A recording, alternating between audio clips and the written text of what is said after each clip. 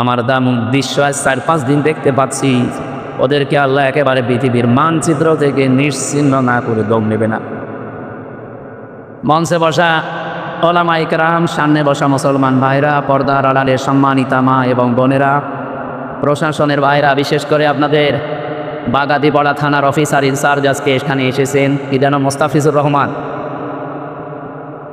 প্রশাসনের যে ভাইগুলো আজকে দায়িত্ব পালন করছেন, নিজেদের বাবা মা, আত্মীয় স্বজন, ভাই বোন, সন্তানাদি সব ছেড়ে দিয়ে বাংলার বিভিন্ন প্রান্তে তারা দায়িত্বে আছে। এই অফিসারের বাড়ি কোথায়? সে চাঁপাইনবাবগঞ্জের কানসার্ট এলাকায়। আরও যারা দায়িত্বে আছে তারা বিভিন্ন জেলার, এই জেলার একজনও তো এই জেলায় দায়িত্বে দেবে না সরকার। চিন্তা করেন, নিজেদের সব ছেড়ে বাংলার বিভিন্ন প্রান্তে এরা দায়িত্বে আছে জনগণের জান মাল ইজ্জত আবরু হেফাজতের জন্য। নবীজি জানিয়েছেন 2টা চোখ আল্লাহ জাহান্নামে দেবে না। আর 1 নম্বরে এই প্রশাসনে যারা আছে মানুষের সম্পদ আদি হেফাজতের জন্য যারা রাত জেগে থাকে। 2 নম্বর ওই মানুষগুলো যারা গনার কথা স্মরণ করে রাতের বেলা কাঁদে। এখানে আমরা 2 প্রকার মানুষই আছে, ওনারা বাসে রাতের বেলা গনার কথা স্মরণ করে কাঁদা মানুষও আছে না? সুতরাং এই 2 প্রকার মানুষের ওসিলায় আজকের অনুষ্ঠান যেন আল্লাহ কবুল করে। যদিও এই সম্মানিত বাহিনী, আমি প্রশাসনে যারা চাকরি করেন এটা শুধুমাত্র চাকরি মনে করি না, এটা একটা এবাদত, এটা বিশাল এবাদত।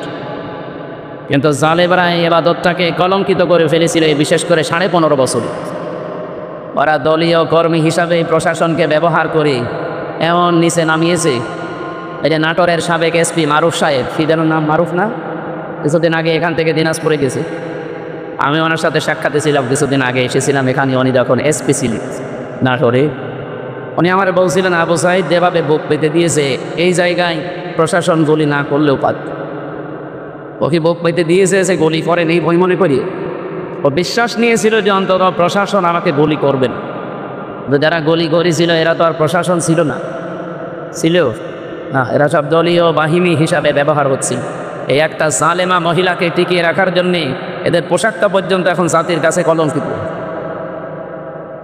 কি হয়েছে? শয়তানগুলো তো সব পালিয়েছে, মাঝখান থেকে এই সাধারণ যারা সিপাহী আছে এরা বিপদে পড়ে গেছে। আমার বাড়ির 20 তলায় কুষ্টিয়াতে ভাড়া ছিল 2 জন এসআই।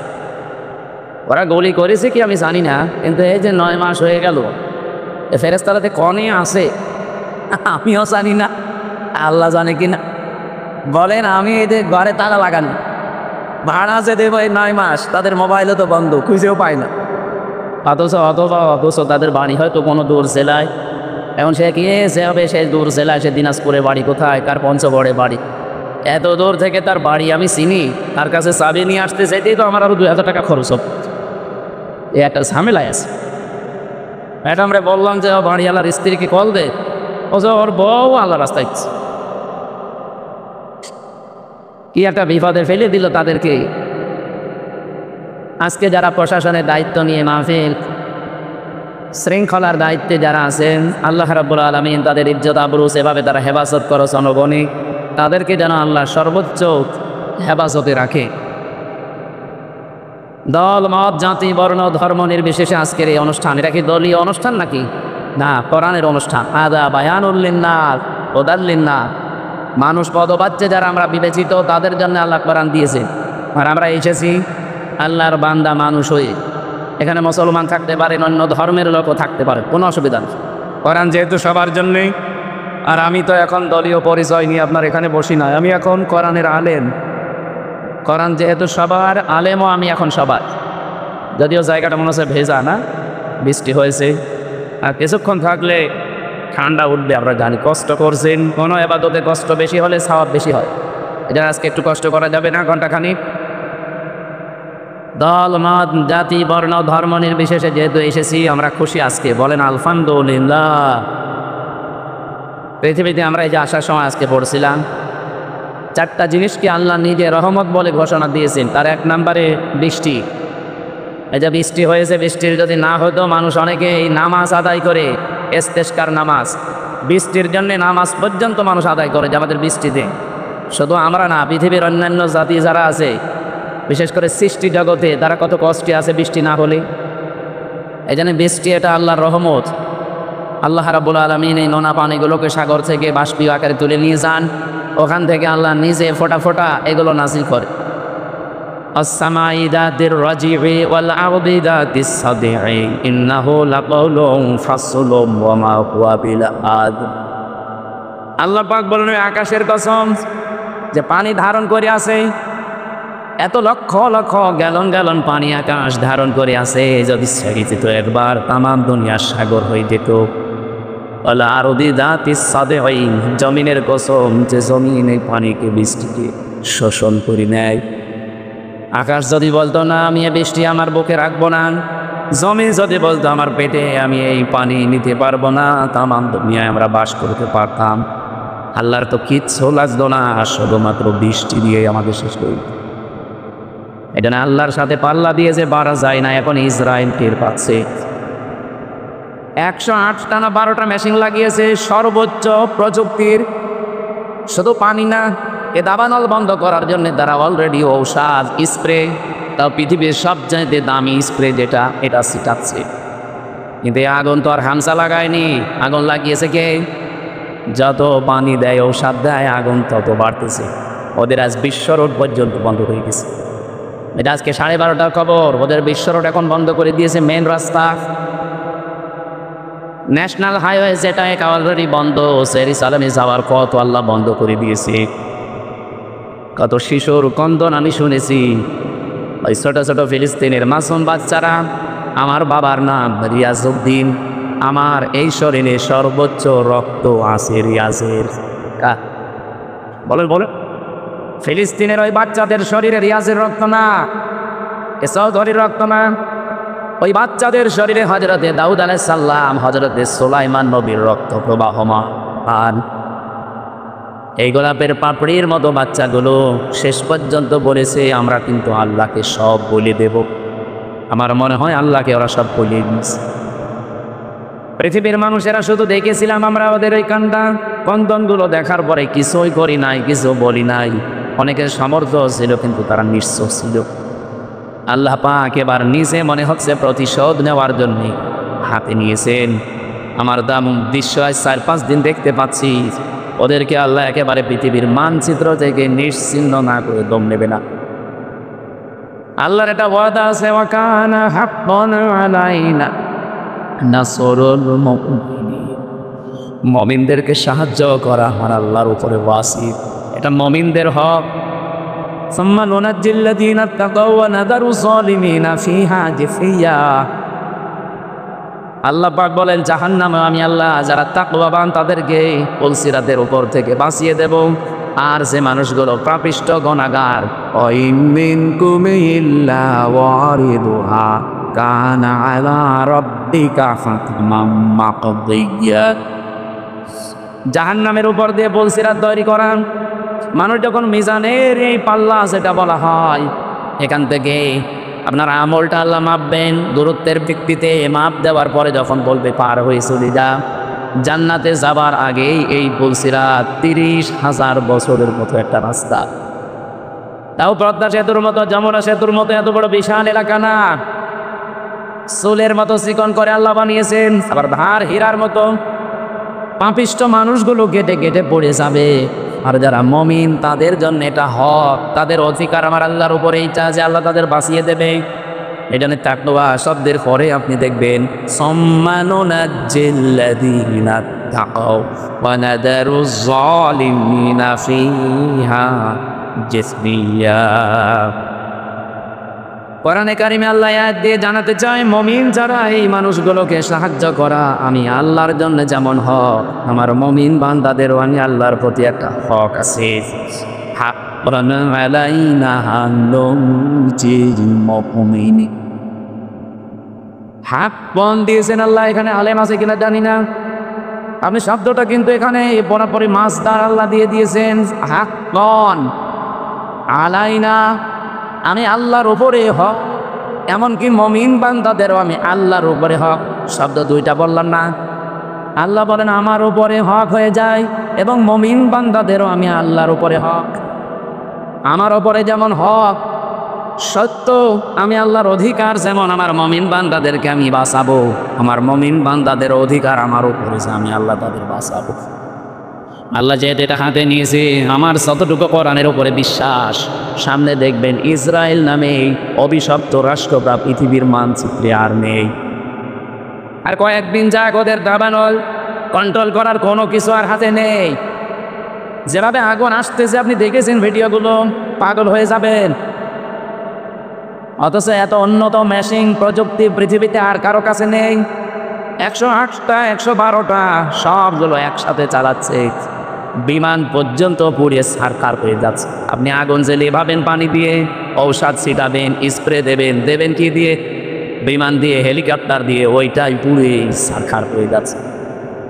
সূরা আম্বিয়ার তাফসীর পড়তে গিয়ে পেয়েছিলাম হযরত ইব্রাহিম নবীকে আল্লাহ যখন সাহায্য করার জন্য ফেরেশতা পাঠিয়েছিলেন, ওই সময় তিনি আল্লাহর প্রতি এমন ঈমান দেখিয়েছেন, আল্লাহ পাক বলেন ইব্রাহিম আলাইহিস সালামের জন্য আমি আল্লাহ আগুনকে কুলনা ইয়া নাহার কুন বারদাও ওয়া সালামান আলা, বল না, আমি নিজে বলেছি, এখানে অন্য কাউকে আমি বলতে বলিনি। ইব্রাহিমের ঈমান দেখার পরে আমি আল্লাহ এত বেশি খুশি হয়েছি যে ফেরেশতা জিবরাইলের সাহায্য সে নিতে রাজি না, মিকাইলের সাহায্য নিতে রাজি না। আমি আল্লাহ এত বেশি পছন্দ করলাম তার এই কথাটাকে, শেষ পর্যন্ত বলেছি ঠিক আছে বল না, আমি নিজে এখানে কর্তা হয়ে গেছি, আমি নিজে কাজ করছি, নিজে আমি ফায়েল। ইয়া নারু, হে আগুন কোনি হয়ে যাও বারদান, ঠান্ডা। আল্লাহ বারদান দেওয়ার পরে সালামান শব্দ মাঝখানে যদি না দিয়ে একবারে দিতেন আলা ইব্রাহিম, আমার ইব্রাহিমের প্রতি ঠান্ডা হয়ে যা। আল্লাহর হুকুম পাওয়ার সঙ্গে সঙ্গে আগুন এত বেশি ঠান্ডা হয়ে যেত, তখন আবার লেপ্ত শোকলা সুবরণ করার জন্য আল্লাহ সালামান দিয়ে তামাম দুনিয়ার মানুষকে বোঝাতে চেয়েছেন পৃথিবীতে হয়তো যদি ইব্রাহিম নবীর মতো ঈমান কোনো জায়গায় আমি আল্লাহ দেখি, ওদের আগুনগুলো যেমন আমি সালামান বানাবো, ওদের বৃষ্টি ঠান্ডা যে প্রচণ্ড বরফগুলো আমি আল্লাহ সালামান বানাবো। সালামান দিয়ে তাফসীরে ফি জিলালিল কোরআনে সাইয়্যিদ কুতুব লিখেছেন, এই শব্দটা যদি আল্লাহ না দিতেন ইব্রাহিম নবী কিন্তু আগুনের ভেতরে 40 দিন থাকতে পারতেন না। এত বেশি ঠান্ডা হয়ে যেত যে থাকার অযোগ্য হয়ে যেত জায়গাটা, এবার বরফ হয়ে যেতেন। আল্লাহ বলেন যদি সালামান না দিতাম আগুনটা একটু গরম থাকতো, যখন আবার ফ্যান দেওয়া লাগতো জিবরাইল মিকাইলকে দিয়ে, যে ফ্যান নিয়ে যাও অথবা এসি সেট করো, পাখা নিয়ে যাও, না, এমন শব্দ আমি চয়ন করে লাগিয়ে দিয়েছি। সালামান মানে শান্তি, একেবারে গরমও না ঠান্ডাও না, এই জায়গাটা অন্তত আমি আল্লাহর নির্দেশ যতদিনের পরে না আসে ততদিন এটা নাতি সাতৃষ্ণ হয়ে যাও। এয়ার কন্ডিশন যেটা বলা হয়, নয় ঠান্ডা নয় গরম, এরকম একটা পরিবেশ তৈরি হও। আগর হুকুম মেনে তাই হয়েছিল 40 দিন। পরবর্তীতে হযরত ইব্রাহিমের নাতনি যারা তারা জিজ্ঞাসা করতো, দাদা দুনিয়ার জীবনে আপনি সবচাইতে শান্তি পেয়েছেন কত? উনি বলেছিলেন এই পৃথিবীতে যতদিন আমি হায়াত পেয়েছি সবচাইতে বেশি শান্তি সুখে আরামে ছিলাম ওই 40 দিন যখন আগুনে ছিলাম। তার মানে আগুনের ভেতরেও শান্তি দিতে পারে কে? সব কিছুর উপরে যেন ওনার ক্ষমতা চলছে।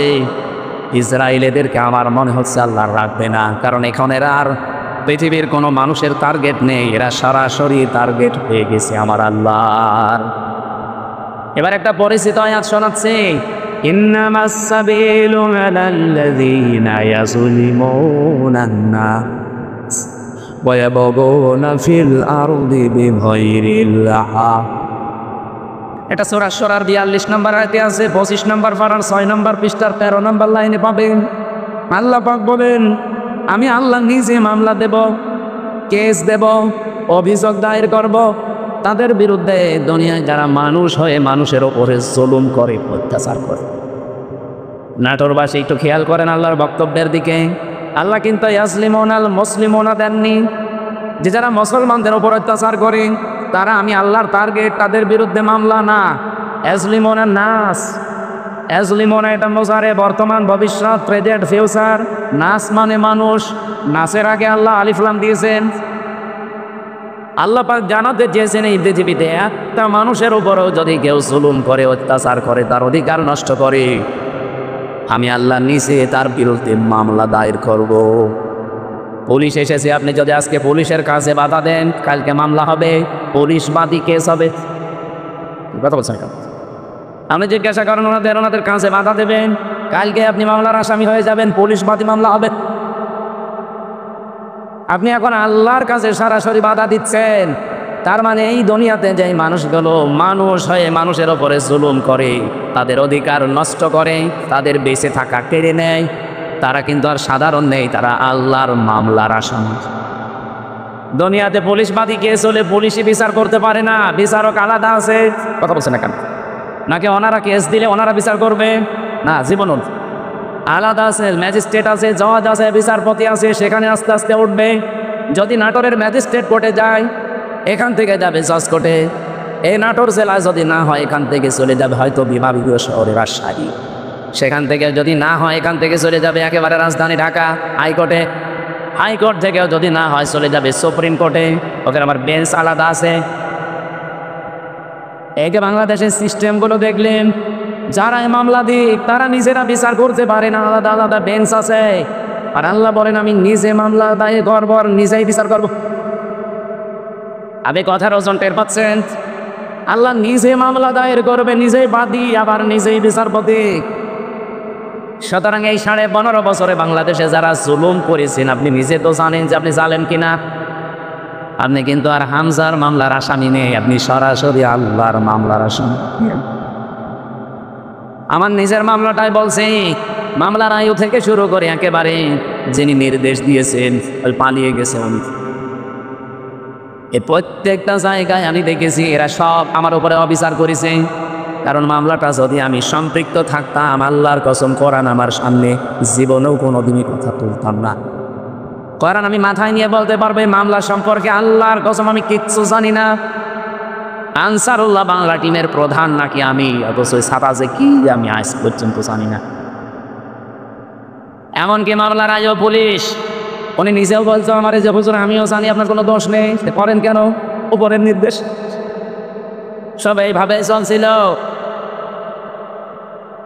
তারপরেও তো আমার মামলার আয়ও নিজে বিচার করতে পারে নাই। মামলার বিচারপতি আলাদা, ম্যাজিস্ট্রেট যিনি রিমান্ড দেবে তিনি আলাদা, জজ যিনি বিচার করবে তিনিও আলাদা। আর আল্লাহ নিজে বিচার করবেন, আবার নিজেই মামলার বাদী। আপনি পারবেন না বাঁচতে। এই জন্য আমার ভয় হয় আপনাদের নিয়ে, যারা জুলুম করে ফেলেছেন, যার উপরে জুলুম করলেন, তার কাছে যে আপনি আগে ক্ষমা চেয়ে নেন। যদি না পান, জীবনও আল্লাহ আপনাকে মাফ করবে না, কারণ এটা আল্লাহর দায়িত্বে নেই। এটা হাক্কুল্লাহ না, এটা হক বলে ইবাদ। হাক্কুল্লাহ হলে আল্লাহ মাফ করে দিত। আপনি নামাজ পড়েননি, রোজা রাখেননি, হ্যাঁ এটা আল্লাহর অধিকার। আপনাকে আল্লাহ ইচ্ছা করলে মাফ করে দেবে, ইচ্ছা করলে শাস্তি দেবে, এখানে কারো কোনো প্রশ্ন নেই। কিন্তু আপনি মানুষ হয়ে মানুষের অধিকার নষ্ট করলেন, তাদের বেঁচে থাকার অবলম্বন কেড়ে নিলেন, জীবনও আপনাকে আল্লাহ মাফ করবে না। এটা আল্লাহ তার উপরে দিয়েছে, যার অধিকার আপনি নষ্ট করেছেন। তাফসিরে তাবারির ভেতরে একটা কাহিনী আছে, এটা সত্য মিথ্যা যাচাই করা না, আমি শুধু শিক্ষার জন্য বলছি। দুনিয়াতে যেই মানুষগুলো মানুষ হয়ে মানুষের ওপরে জুলুম করে, ওদের জীবনের কোনো আশা আমার আল্লাহ আর পূরণ করেন না। আমি সারা এটা হুদের ভেতরে পাবেন তাফসিরে। হযরতে হুদ আলাইহিস সালামের জামানায় যেই নবীকে আল্লাহ পাঠিয়েছিলেন, যে জামানায়, ওই জামানায় যে কাফের ছিল, আপনারা নাম সবাই জানেন, সাদ্দাদ। নাম শোনেননি? এই জঘন্যতম লোকটাকে পৃথিবীতে আজরাইল মাত্র 2 দিন কন্দন করেছিল, মানুষের জান কবজ করতে গিয়ে আজরাইলকেই দিয়েছে মাত্র 2 দিন। তাছাড়া আজ পর্যন্ত কারো জান কবজে আজরাইল কাঁদে নাই। আজ আজরাইলের চোখে পানি আসা অত সহজ না। কি আপনি কি যাকে তাকে মনে করছেন? নাম শুনলে বোধহয় আছে ভয়মায়া নেই। আজরাইল ওলিয়াতাওয়াফাকুম মালাকুল মাউতিল্লাযী ওয়াক্কিলা বিকুম সুম্মা ইলা রাব্বিকুম তুরজাউন। আমি আজরাইলের জীবনী পড়তে গিয়ে পেয়েছিলাম যে কেমন কঠোরতে। এই পৃথিবীতে যখন আদম নবীকে আল্লাহ বানাবেন, তো মাটি নিতে পাঠিয়েছিলেন ফেরেশতাদের। যারে যারে পাঠিয়েছে, একটা ফেরেশতাও মাটির কন্দন দেখে পারি নাই। শেষ পর্যন্ত আজরাইল এসে থাবা লাগিয়েছিল, খামসা দিয়েছিল মাটিতে, ও কন্দন করেছিল। আজরাইল বলেছে, দেখেন আপনার কন্দনে আমার মন গলবে না, কারণ আমি আমার মালিকের নির্দেশ পালন করছি। অথচ এর আগে 3 ফেরেশতা কিন্তু এসেছিল, জিবরাইল, মিকাইল, ইসরাফিল। কন্দন দেখে তারা ভুলে গেছে, পারে নাই। হযরত আজরাইল যখন এক খামসা দিয়েছেন, তাফসিরে পড়েছি তার এই এক খামসার ভেতরে মাটি ছিল 40 বল। ওইটা দিয়ে আমাদের আদম নবীকে আল্লাহ বানিয়েছিলেন, আদি পিতাকে। 60 হাত লম্বা, 36 হাত মোটা। আমার মনে হয় এরকম মানুষ যদি এখানে আসে আমরা অনেক অজ্ঞান হয়ে যাব। আর চিন্তা করতে পারে 60 হাত লম্বা, এদিকে মোটা হচ্ছে 36 হাত। এইরকম কঠিন এবং কঠোর হৃদয়ের একজন ফেরেশতা। তিনি বলেন, আমি জীবনে 2 দিন কন্দন করেছিলাম মানুষের জান কবজ করতে গিয়ে, তাছাড়া আমার কোনোদিন চোখে পানি আসে নাই। একদিনে আজরাইল এই সাদ্দাত যেদিন জন্ম নেয় ওই দিন, আর এই আর একদিন যেদিন ও মারা যায় ওই দিন। ও জন্ম হয়েছিল নদীর ভেতরে, সাগরে জাহাজ ডুবে গেলে ওর মা একটা কাঠের উপরে, তক্তার উপরে ভাসছিল। ওই সময় ওর জন্ম হয়। কাঠটা বুকের উপরে রেখে দিয়ে সন্তানটা কাঁধের উপরে রেখে এভাবে এই কষ্ট করে করে চলছিল। হঠাৎ আল্লাহ বললেন, আজরাইল এই মহিলার জান কবজ করে নিয়ে আস। আজরাইল এসেছিল, দৃশ্য দেখে বলছে, আল্লাহ ওই সাগরে এই ছেলেটা, তোমারে যা বলেছি কাজ করে আসো, কিছু দেখা লাগবে না। ও কিন্তু জান কবজ করার পরে এই মেয়েটা পানির নিচে তলিয়ে গেছে, আর এই বাচ্চাটা সাগরে ভাসছিল এই কাঠের ওপরে। ভাসতে ভাসতে এক কিনারায় পৌঁছিয়ে দিয়েছে ঢেউ তাকে, বাঘে নিয়ে তারে মানুষ করে বাঘের দুধ খেয়ে বড় হয়েছে। বলেন তো কোথা থেকে কোথায় নিয়ে এসেছে আল্লাহ তাকে? আমি নিজেই জান্নাত বানাবো। 20 বছর সময় 22,000 শ্রমিক কাজে লাগিয়ে ওর আয়ত্তে, ওর রাজ্যে যত সোনার রূপা ছিল সবগুলোকে একত্রিত করে ইট বানিয়েছে সোনার রূপা এগুলো দিয়ে দিয়ে। জান্নাতের ভেতরে ছোট ছোট খোপড়ি ঘর বানিয়েছে। হোর আর গেলমানের নাম শুনেছিল? এটা নেই এলাকায় যারা যুবক যুবতী আছে 16 থেকে 30 বছর এই বয়সের, উঠতি বয়সের যুবক যুবতীদেরকে নিয়ে ওই ঘরের ভেতরে ও বলেছে এটা হোর আর গেলমান। জান্নাত আজকে উদ্বোধন করবে। আমি ঘটনা বলার জন্য এখানে একটা শিক্ষা আছে, ভালো করে শুনবেন, কারণ আমাদের জন্য সামনে এটা আসতে পারে। জান্নাতে যখন মেন গেটে যাবে আজকে উদ্বোধন করার জন্যে, এটা পিপিলিকা যাবার মতো কোনো রাস্তা নেই, এত কড়া পাহারা চলছে।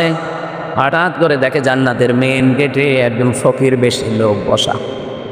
তো দেখেই রেখে গেছে, এখানে ঢুকলে কি করে? ফকির বেশি লোকটা বসে, বাদশাহ একটা মাথা নিচ করেন দৌড়ার পিঠ থেকে, আমি একটা কথা আপনাকে শোনাবো। বলে এখন না, পরে তোমার কথা শোনা যাবে, আমি আগে জান্নাত উদ্বোধন করি নেই। হযরতে আজরাইল ছিল ফেরেশতা, উনি ডাক দিয়ে বলছে, দেখেন আমি একবার যার কাছে আসি জীবনে ডবল আমার আর আশা লাগে না। আমি ফকির বেশে এসেছি, মনে হচ্ছে ফকির, আমি কিন্তু দুনিয়ার সাধারণ ফকির না, আমি আজরাইল। জানটা কবজ করবে। আল্লাহ রাব্বুল আলামিন নির্দেশ দিয়েছেন, ইজা জালুহুম লা ইস্তাখিরুনা সাআতাও ওয়া লা ইস্তাকদিমু। যখন যার কাছে আজল চলে আসে মানে মরণ, ওকে আমি 1 সেকেন্ড আগেও দেই না, পরেও দেই না, নির্ধারিত সময় তুলে নেই। এই লোকটা জোর করে বলেছিল, ফেরেশতা একটু সময় দাও, আমি শুধু বানানো জান্নাত এক নজর দেখেই চলে আসবো, তখন আমার জান নিয়ে নিও, আমার কোনো আফসোস নেই। ফেরেশতা বলেছে, না, জান্নাতের চৌকাঠ পর্যন্ত স্পর্শ করার কোনো অনুমতি আমার কাছে নেই। ঘোড়ার পিঠ থেকে লোকটা তারপরও জোর করে নামতে গিয়েছে, ওখান থেকে জান কবজ করেছে ঘোড়ার পিঠ থেকে। তাফসিরে তাবারিতে দেখেছি জান্নাতের চৌকাঠি স্পর্শ করার আগেই ও মাটিতে হ্রাস করে পড়ে গেছে। এখানে আমার কয়েকটা শিক্ষা পেলাম, আপনারা হয়তো টের পাচ্ছেন না, তাই আমি কিন্তু টের পেয়েছি এখানে শিক্ষাগুলো কি। তাফসিরে তাবারি আজরাইল বলেন, এই দিন ও যখন আমার কাছে অনুমতি চাইছিল যে 20 বছর একাধারে 22,000 শ্রমিক কাজ করে আমি বিশাল আকাঙ্ক্ষা নিয়ে আসি যে একটু প্রবেশ করে চলে আসবো, আল্লাহর নির্দেশ ছিল না, আমি এই দিন ওর জান কবজ করতে গিয়ে কেঁদে ফেলেছিলাম। আজরাইল কেঁদেছে একটা লোকের জন্য জীবনে 2 বার, একবার ওর মায়ের জান কবজ করার সময়, একবার ওর জান। মুফাসসির বলেন, কেন আল্লাহ তাকে চৌকাঠ পর্যন্ত স্পর্শ করতে দেয় না জানো? আর যখন হুদ নবীর কাছ থেকে জান্নাতের বর্ণনাগুলো শুনে শুনে জান্নাত বানাচ্ছিল, নবীকে বলছে, কিভাবে আল্লাহ জান্নাত বানিয়েছে? তোমার তো ওই সহিফার ভেতরে আছে, ওই সহিফা থেকে বলো দেখি। আমাদের নবীকে আল্লাহ বড় কিতাব দিয়েছিলেন, অন্যান্য নবীদেরকে আল্লাহ ছোট ছোট কিতাব দিয়েছিলেন। ওটার নাম কি? সহিফা। ওখানে জান্নাত জাহান্নামের বর্ণনা ছিল, কিছু উপদেশ ছিল। ওখান থেকে বর্ণনা শুনিয়ে শুনেছে জান্নাতে এইভাবে এইভাবে আল্লাহ বানাবে, ও ঠিক ওই কায়দায় বানিয়েছে।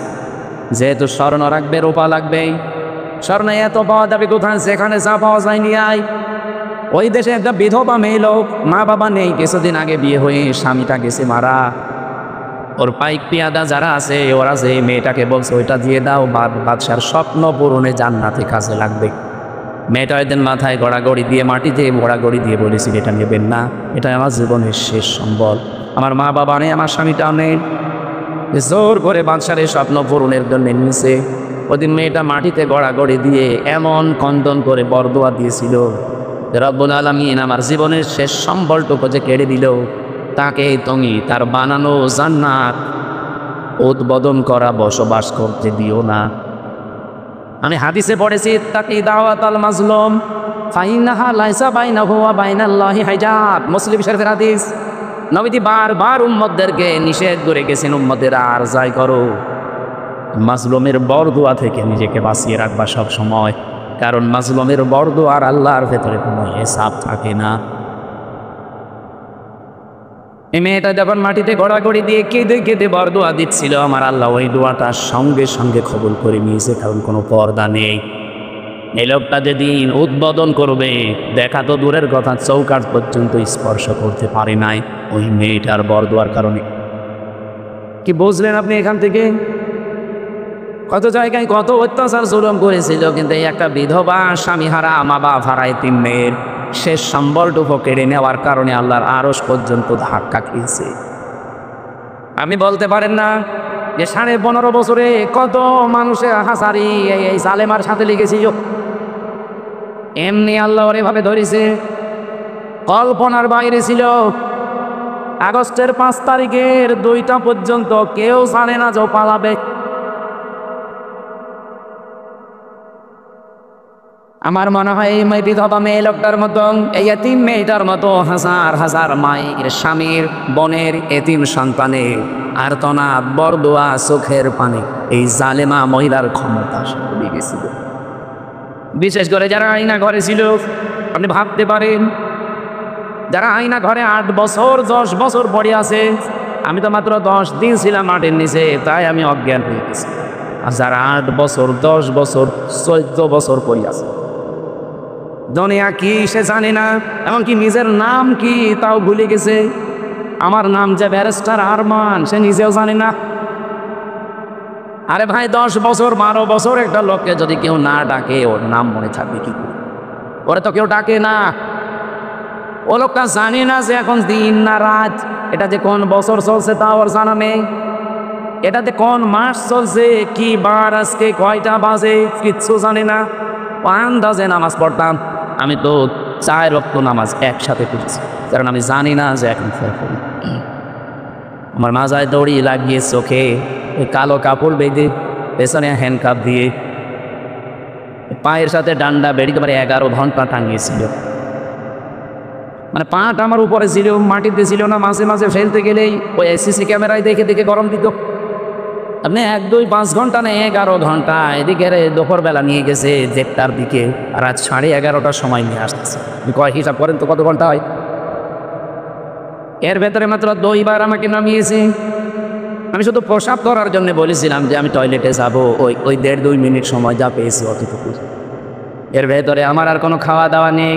এর ভেতরে আমার সাথে হয় 5 ঘন্টা 7 ঘন্টা পরে হঠাৎ করে একটা গরম দিওস, মাটির নিচে খালি পানির আওয়াজ পাওয়া যায়। আমার মনে হয় পাশ দিয়ে কোনো ড্রেন ছিল, অথবা টয়লেটের কোনো জায়গা, কেউ পায়খানা করলে পরে তখন আওয়াজ। তাও তো আমি মিনিটা ছিলাম। বিকটা কত কঠিন হতে পারে বলেন? আমি ব্যারিস্টার আরমান ভাইয়ের মুখে নিজে শুনেছি যে এদিকে 3.5 হাত, এদিকে 3.5 হাত, সামনে আবার একটা টয়লেট দেওয়া আছে। আমাদেরটাও টয়লেট ছিল, এদিকে 3.5 হাত, এদিকে 2.5 হাত, সামনে টয়লেট ছিল, কিন্তু টয়লেটের আবার নেই। এই হালকা 1-1.5 হাত মতো একটা দেওয়া আছে, দেওয়াল দেওয়া আছে। বসলে দেখা যায় না, দাঁড়ালে দেখা যায়। ওরা বসে থাকে একেবারে গেটের সামনে। বলেন আপনার টয়লেট হবে কি করে? আমি একটা যুবক মানুষ, আর এরকম একটা যুবক পুলিশ যদি বসে থাকে, এই কঠিন পরিস্থিতিগুলো যারা তৈরি করেছিল, কত মানুষের তাহাজ্জুদের চোখে কন্দন পানি ওই জালেমার চেয়ারের সাথে লেগেছি। এমনি আল্লাহ ধরেছি সাদ্দাতকে, তার এত স্বপ্ন সাথের জান্নাত ভোগ করতে দেয়নি, স্পর্শ পর্যন্ত করতে দেয়নি, তাহলে একটা মেয়ে লোকের চোখের পানি বরদোয়ার কারণে। আর আপনার সাথে কত মহিলার, কত স্বামী হারার, সন্তান হারা মা বাবা, তাদের চোখের পানি মিলে আছে। আমার এখন যেটা মেজো মেয়ে, ওটা তো ছোট ছিল, ওটা আমি 7 মাস রেখে গিয়েছিলাম, এখন এসে আমার বয়স প্রায় 4.5 বছর। এ যে কত কন্দন করেছে। এমনকি এই যে পুলিশ এসে ভ্যানে করে আমাদের নিয়ে যায়, পিছন ভ্যানে আমার এই মেয়েটা এরকম ঝুলিয়েছিল। এই ছবি দেখেননি? আমার মনে হয় ছবিটা দেখে তামাম দুনিয়াকে দিয়েছে ওই দিন। প্রশাসনের সর্বোচ্চ দায়িত্ব ওই সময় যারা ছিল গোয়েন্দা বিভাগে, তারা পর্যন্ত আমার বাড়িতে কল দিয়েছিল। এই দৃশ্য আর মানা যায় না। আমরা এতদিনও জানতাম যে হুজুরের কোনো দোষ নেই, এখনও জানি, কিন্তু আমাদের হাত বাঁধা ছিল। কিন্তু না, এ দৃশ্য দেখে মানুষ আর ঠিক থাকতে পারে না। বিভিন্ন জায়গা থেকে শুধু উল্টাপাল্টা কথা আসতেছে, যা আপনার ছেলেকে ছেড়ে দিলাম।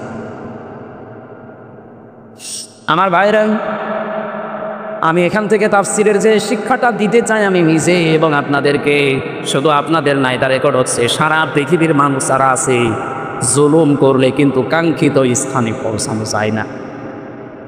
এটা কি কোরআনের কথা বিশ্বাস করেন? এটা আগামীতে কেউ যদি আসেন দায়িত্বে, জুলুম করবেন না, তাহলে আপনি যে টার্গেট নিয়ে এগিয়ে যাচ্ছেন, ওই টার্গেট খিলাফ হওয়ার আগে আপনি পড়ে যাবেন। আমার কথা বোঝা গেছে?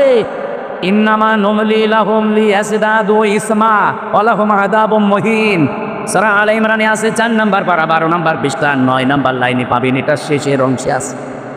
আল্লাহ তাআলা বলেন, কোনো মানুষ যদি জুলুম করে, পাপ করে, সীমা লঙ্ঘন করে ফেলে, তখন আমি আল্লাহ ওকে আর ছাড় দেই না, তখন ওকে কঠিন এবং অপমানজনক আযাবের ভিতরে ফেলে দেই। কি অপমান! তামাম দুনিয়া কেউ হাসিনাকে নিতে রাজি না। শুধুমাত্র ভারতটাও বিভিন্ন কায়দা কৌশলে রেখেছে। আমি আজকে 7-8টা বিষয় পেয়েছি কেন ওকে রেখেছে। এই যে বিডিআর হত্যা, 57 জন অফিসার হত্যা, বিশেষ করে শাপলা চত্বরে আলেমদের হত্যা, এই 2টা হত্যার পেছনে সরাসরি জড়িত আছে ইন্ডিয়া নিজে। এখন প্রমাণ আস্তে আস্তে বের হচ্ছে। অলরেডি আন্তর্জাতিক আদালতে হেগে ওদের বিরুদ্ধে 2 জনের বিরুদ্ধে মামলা হচ্ছে।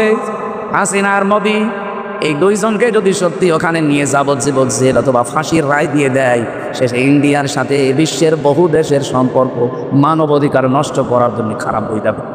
আমি একটাও বানিয়ে বলছি না, সব আমার এখানে রেকর্ড আছে, আন্তর্জাতিক তথ্য সব। মাইক্রোসফট নাম শুনেছেন? 257টা দেশ নিয়ে তারা রিপোর্ট বানিয়েছে, বিশেষ করে বাংলাদেশের শাপলা চত্বরটা নিয়ে। আর ওদিকে বিডিআর হত্যা, যে কথা তুলেছিলাম এখান থেকে আমার নিজের কাছে এই কথা মনে হচ্ছে। আমি নিজে যেহেতু রিপোর্টগুলো গতকালকে পেয়েছি, আর আমি বলছি একটা আমার নিজের না, খ্রিস্টানদের বানানো রিপোর্ট। ওরা তো আমার বন্ধু না, মুসলমানদের বন্ধু খ্রিস্টানরা। ওরা যখন এগুলো দিয়েছে আগস্টের 5 তারিখের পর থেকে আজকে মে মাসের 5 তারিখ চলছে, এই একাধারে 9 মাস বারবার ইন্ডিয়া এদিকে বিএনপিকে ধরে, জামাত ইসলামকে ধরে, রাজনৈতিক যত দল আছে বড় বড়, তাদেরকে বারবার, বিশেষ করে সেনাবাহিনী যারা আছে এদেরকে চেষ্টা করেছে যে কোনো কায়দায় যেন এটা বন্ধ করা যায়। এটা বন্ধ ইউনুস করেনি, এটা অলরেডি চালু হয়ে গেছে। আন্তর্জাতিক আদালতে মামলা অলরেডি হয়ে গেছে, এখন এদেরকে ডাকা আরম্ভ করবে সামনে। ইন্ডিয়া বেশ ভালোভাবে জানে, প্রমাণ সব তো আছে ইন্টারনেটে। শাপলা চত্বরে কীভাবে কী করেছেন সব প্রমাণ এখন বের করে ফেলছে। পৃথিবী এত উপরে চলে গেছে। এখন যদি সত্যিই মোদির বিরুদ্ধে এই মামলা হয়ে রায় হয়ে যায় হেগে, আন্তর্জাতিক আদালতে এই হেগে যদি সত্যি রায় হয়ে যায়, আপনি বিশ্বাস করেন সামনে ইন্ডিয়ার সাথে বড় বড় চুক্তি বিশ্বের যেগুলো আছে সব তারা মানব অধিকারের দোহাই দিয়ে বন্ধ করে দেবে।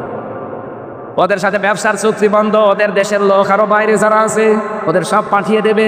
সে তো ধুতি পড়ে আছে, ধুতি খুলে বাকি যা আছে ওটা বেরিয়ে যাবে। ও কি পাগল হয়েছে এমনি? এই কারণে হঠাৎ ধরে এখন মুসলমানদের ওপর অত্যাচার আরম্ভ করেছে, যেন বিশ্বের দৃষ্টি এখন অন্যদিকে যায়। আরে বিশ্বের মানুষ আপনাদের মতো গরুর মুখ খায় না। আমরা যাতে মাতাল হলো তাহলে ঠিক আছি, এই জন্য অনেকে এখন মুখ ফিরে নিচ্ছে, কাউকে যখন রাজি করতে পারে নাই, বহুবার চেষ্টা চালিয়েছিল। আপনি দেখেননি বারবার জামাত ইসলাম বলেন, বিএনপি বলেন, রাজনৈতিক দল বলেন, ধর্মীয় যারা আছে তারা বলেন, বারবার আমরা চাচ্ছিলাম তাড়াতাড়ি নির্বাচন দিয়ে দিলে কি হবে, ইউনূস চলে যাবে, ওরা আবার কনভেনশন করে এসব ঠিক করে ফেলবে।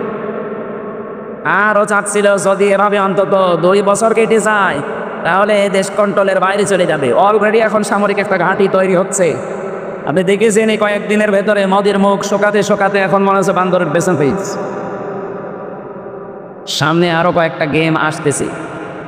ইউনূস ভালো কি খারাপ এটা আমি জানি না, কে ওনাকে চালাচ্ছে এটা আমার দেখার দরকার নেই, কিন্তু আমরা ইন্ডিয়ার এই বলয় থেকে বের হতে চাই। কারণ এই শয়তানরা 54 বছরে উপকার করেছে, যা যদি 10 টাকার উপকার করে 90 টাকার ক্ষতি করেছে। আর সবচাইতে বড় ক্ষতি হচ্ছে আল্লাহর ঘরগুলো তারা ভাঙছে।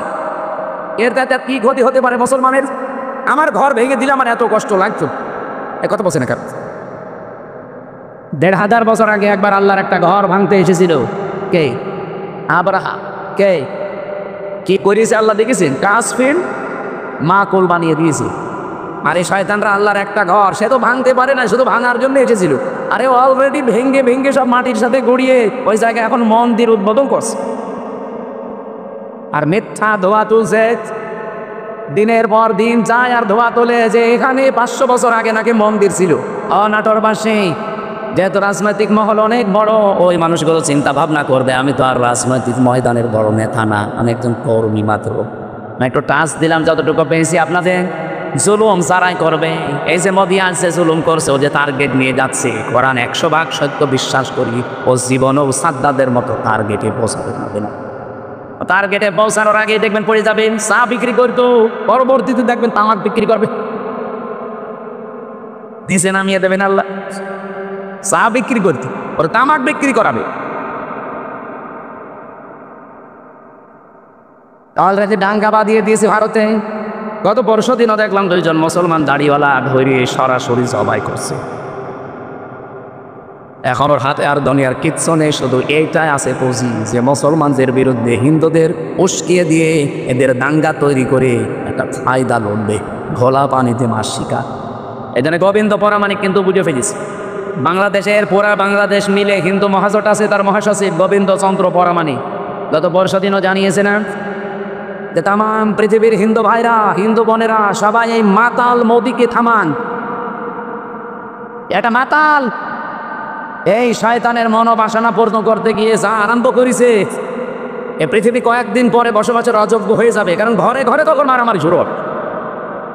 এই জন্য লোকটাকে থামাতে বলছে। আমরাও চাই হিন্দু ভাইরা যারা আছেন, অন্যান্য খ্রিস্টান ধর্মের যারা আছে, খ্রিস্টান ভাইদের কি বিবেক বুদ্ধি সব কি লোপ পেয়েছে? আপনাদের মেয়েকে, আপনাদের বোনকে এই ইন্ডিয়ার বুকে ওরা উলঙ্গ করে রাস্তায় হাঁটিয়েছে 17 সালে। এক কথা বলছেন না কেন? আমি কি আনিয়া বলছি? তাদের মাকে, বোনকে, মেয়েকে যারা উলঙ্গ করে রাস্তায় হাঁটাতে পারে তাও রাজপথে, আপনাদের কি বিবেকে কুকুরে প্রসব করেছে? বিবেকটা জাগ্রত হচ্ছে না? অন্তত উগ্রপন্থী সন্ত্রাসী জঙ্গি যারা আছে এদেরকে থামানো দরকার এখনই, নাই তো বাতাস বাংলাদেশে আসবো বলি, তখন আমরা নিজেরা কামড়া কামড়ি করে মরা লাগবে। ওরা এমনি বারবার এই হাওয়া দিয়েছিল, কিন্তু বাংলাদেশের মানুষ যাই হোক কোনো হাওয়াতে ফলে না। ফুটবলকে একবার একজন জিজ্ঞাসা করছে যে এত লাথি খাও কেন?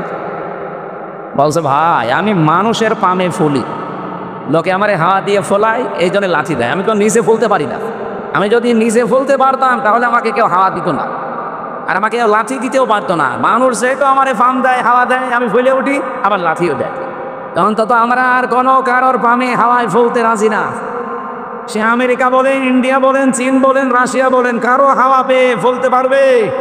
আমরা ফুলতে চাই আমাদের নিজেদের হাওয়ায়। এই কথা বলে না কেন? আমার কথার অর্থ বোঝেননি? আমরা ফুলতে চাই কার হাওয়ায়? হঠাৎ করে 54 বছর পরে নারী কমিশন যতগুলো রিপোর্ট দিয়েছে একটাও কোরআনের সাথে মিলছে কেন? এই মহিলাগুলো আগে 54 বছর ছিল না? ছিল। হঠাৎ এটা করছে কেন? এদের পেছনে রাঘব বোয়াল আছে, কারা আছে এখন টের পাওয়া যাচ্ছে। 13 জন মানুষকে 10 জন মানুষকে নিয়ে আপনি কমিশন বানালে, এই 10 জন মানুষের ভেতরে যেই মহিলাগুলোর চেহারা দেখলাম সব টিপ করা। কি কথা বলছেন না কেন? এইগুলো এই 15.5 বছরে জালেমা মহিলাকে টিকিয়ে রাখার জন্য বিভিন্ন কথা বিভিন্ন সময় বলতো। এই দেশে কি শুধু ওই 10 জন আর মহিলা নেই দেশে? ডাক্তার নাসিমা হাসানকে নেওয়া যায়নি? ঢাকা বিশ্ববিদ্যালয়ের যে শিক্ষিকা, এই যে কুমিল্লায় বাড়ি, বলেছিল আমার ছেলের কলার চেপে ধরেছেন কেন, জবাব দেওয়া লাগবে, এই মেয়েটাকে নেওয়া যায়নি কমিশনে? তাহলে উল্টাপাল্টা রিপোর্ট দিতে পারতেন না। এমন এমন রিপোর্ট দিয়েছে, শয়তান পর্যন্ত চিন্তা করছে যে আমিও তো এ চিন্তা করি না। ওদের প্রথম রিপোর্টে কি দেখেছে, যে কোনো স্বামী যদি স্ত্রীর সাথে সহবাস করতে চায়, স্ত্রী যদি বলে না আমার এখন হবে না, এরপরও স্বামী যদি সহবাস করে তাহলে ধর্ষণ মামলা হোক। ধর্ষণ মামলা হলে জজ রায় দেবেন, ধর্ষণের বিচার কি ফাঁসি? কথা বলছে না কেন? আপনার কি মনে হয় এই রিপোর্ট শুনে বলেন তো? ভালো, তা আপনি রায় দেওয়ার জন্য তো সাক্ষী লাগবে। এখন মানুষের মনের অবস্থা তো আর কেউ জানে না, একই জোর করেছে আর স্ত্রী কি রাজি হচ্ছিল না, এটা তো স্বামী স্ত্রী ছাড়া কেউ জানে না। এখন ওই জায়গায় সাক্ষীর জন্য আপনাকে মানুষ বসিয়ে রাখা লাগবে, অথবা ইউটিউবারদের রাখা লাগবে। আমার মাঝে মাঝে এই যে 318 পৃষ্ঠা পুরাটা পড়লাম, পরে আমার মনে হচ্ছে এগুলো মেয়াদ উত্তীর্ণ গাঁজা খেয়েছে। মানে মেয়াদ আনা গাঁজা খেলেও মানুষ এত নিচে নামে না, এই মেয়াদ পার হয়ে গেছে, ওই গাঁজা খেয়ে পোড়া মাথা। এই জন্য এদেরকে এই নাটোরের পাশের জেলা পাবনায় পাঠানো দরকার। এরকম মানুষ বাইরে থাকলে সব সমাজ নষ্ট করে ফেলবে। এক কথা বলে না কেন? এটা তো 1 নম্বরে গেল, আর বাকিগুলো তো আরো খারাপ। 2 নম্বরে দিয়েছে যে দেহ আমার সিদ্ধান্ত আমার। দেহ আমার সিদ্ধান্ত মানে দেহ কার? এ দেহ আপনি আমার এই যে 33 বছর বয়স, 34 বছর আগে হামজা নামে কেউ আমি ছিলাম না। আমার মা বাবার দায়িত্ব ছিল বিছানায় থাকা, বাকি যা করার কে করেছে? দেহ আমার হয় কি করি? আলাহুল খালকু ওয়াল আমরু, আল্লাহ বলেন আমি বানিয়েছি, সিদ্ধান্ত বলেন বলেন। এই আয়াতের পুরো বিরুদ্ধে লিখেছে তারা, যে দেহ আমার সিদ্ধান্ত। 3 নম্বরে তারা লিখেছে যে যারা যৌনকর্মী আছে এদেরকে শ্রমিকের মর্যাদা দেওয়া লাগবে। আরে ভাই, যৌনকর্মী যারা, এরা যদি শ্রমিকের মর্যাদা পায়, তাহলে যারা ডাকাতি করে তারাও তো পুলিশকে বলবে ভাই আমরাও শ্রমিক, আপনারা আমাদের ধরবেন না, কারণ এই ডাকাতি করা খুব রিস্কের কাজ। আর যে শ্রম দেওয়া লাগে গাছ কেটে রাস্তায় ফেলে, কি কথা বলছে না কারণ?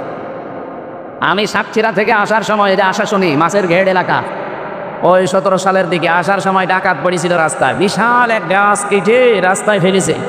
কেবল মনে হয় একটু আগে কেটে ফেলে রেখেছে, কারণ গাছ কাটতে 2-3 জন সরিয়ে নিয়ে এসে একেবারে জায়গা মতো রাখতে দেখলাম। ওই যে সূর্যে ইসের আলো জ্বলছিল লাইটের, ওর ঘাম ঝরছে। এখন আমি কাজ করে দিলাম, আমার দিকে তাকিয়ে বলছে হুজুর আপনার টাকাও নেব, আল্লাহ মাফ করবে। আরে শিকাইকা যা আছে নিয়ে আমার গাড়িটা আগে ছেড়ে বা আল্লাহরে বিশ্বাস আছে। কি বলছে? আমার বলছে আমাদের এলাকায় আপনি মাহফিলে এসেছিলি, আপনাকে আমরা চিনি, আপনার টাকাও নেব, আল্লাহ মাফ করবে, আপনি চলে যান। মানে গাছ এত কষ্ট করে ফেলে দিয়ে গেছো, ঘাম ঝরছে কপাল দিয়ে। ওরা তো তার পরের দিন প্রশাসনকে বলতে পারতো না যে ডাকাতি করা কি কষ্ট, আপনারা তো টের পান না? গাছ কেটে 4-5 জন নিয়ে রাস্তায় ফেলে রাখার আগে এই দেখেন ঘাম ঝরছে, আমরা শ্রমিক। ওরা বলতে পারে না যে আমরা শ্রমিক, তাও তো ওদের শ্রমটা অন্তত হচ্ছে, এটা জুলুম হচ্ছে তারপর। কিন্তু যারা যৌনকর্মী এদের ওপরে কি জুলুম করলেন আপনি? বলেন, আপনি কি একটা ন্যায় বিচার দিলেন তাদের ওপরে? আমার মনে হয় আপনি পার্সেন্টেজ খুঁজে থাকবেন রাজবাড়ির এই দৌলতপুর ঘাটে, যশোরের এই জায়গায়, আর নারায়ণগঞ্জেরটা তো বন্ধ হয়ে গেছে। যেখানে যেই পতিতালয় ছিল ওখানে যে দেখেন যত মহিলা আছে, একটাও নিজের ইচ্ছা করে আমার মনে হয় যায়নি, গেলেও খুব কম।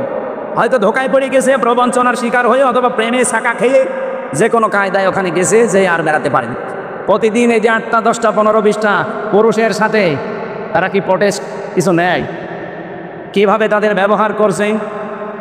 আপনি যে বিশ্ব স্বাস্থ্য সংস্থা যে রিপোর্ট দেয়, স্বামীবাদী অন্যের সাথে মিলন যারা করে এদের এই যে HIV কি বলে এটাতে, এইডস হওয়ার সম্ভাবনা 100 ভাগের 99 ভাগ।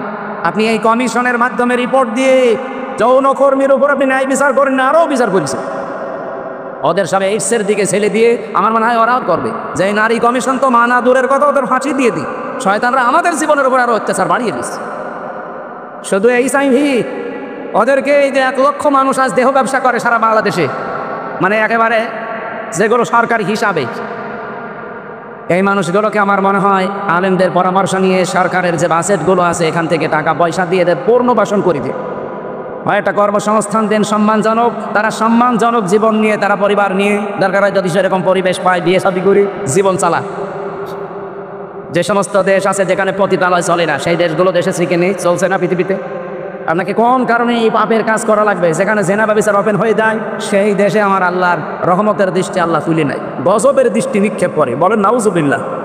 এই দেশটাকে গজবে ফেলে দেওয়ার জন্য এরা কাজ করছে, আর এদের পেছনে কিছু রাঘব পোয়াল আছে। এই জন্য আমরা বলতে চাই, এই কমিশন মানা তো দূরের কথা, এই কমিশন যা রিপোর্ট দিয়েছে, রিপোর্ট না, ও কমিশনই মানে আমরা মানি না। ওদেরকে এই মুহূর্তে বাতিল করে হয় পাবনায় দিয়ে দেন অথবা ফাঁসি দিয়ে দেন। হ্যাঁ, আপনারা রাজি নেই? হয় ওদের স্থান পাবনায় দেবেন, নয় ফাঁসি দেবে। কোরআনের 13টা আয়াতের উপরে হাত দিয়েছে। আমার যে কথা বলছিলাম আমি বৃষ্টি নিয়ে, আল্লাহ রাব্বুল আলামিন এই পৃথিবীতে যে বড় বড় 4টা রহমতের ঘোষণা দিয়েছিলেন, তার 1 নম্বরে ছিল বৃষ্টি, 2 নম্বরে ছিল কন্যা সন্তান। কিন্তু আমরা কন্যা সন্তানের নাম শুনলে বা আসলে আমাদের বাবা যারা, অনেক বাবা মন খারাপ করে। বিশ্বনবী জানিয়েছেন, কোনো পরিবারে যদি একটা কন্যা আসে, সঙ্গে সঙ্গে আল্লাহ 4 জন ফেরেশতা পাঠিয়ে দেয়। কোন পুরুষ মানুষ আসলেই সেখানে 4 জন নাই, 1 জনও ফেরেশতা আছে। এই কথা কোরআন হাদিসে আছে নেই? মেয়েরা যারা এসেছেন, সম্মানিত মা বোনেরা, আপনাদের কাছে বিপদে ফেলার জন্য এই কমিশনে নারী নামে কিছু হিজড়া, এগুলো নারী বলা যায় না।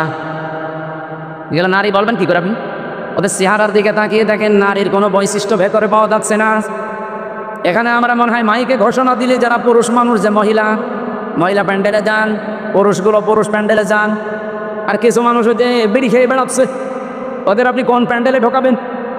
হ্যাঁ, নারী কমিশনে যে 10 জন মানুষ রিপোর্ট দিয়েছে, 10 জনের চেহারায় দেখলাম একটাও নারীর মতো মনে হচ্ছে না। পুরুষও তো তারা না, তারা তৃতীয় লিঙ্গ হবে। আপনাদের জন্য ওটা ঠিক আছে, এই দেশের মহিলাদের প্রতিনিধিত্ব করার কোনো ক্ষমতা অধিকার আপনাদের নেই। মেয়েরা আল্লাহর সবচাইতে বড় রহমতের সৃষ্টি।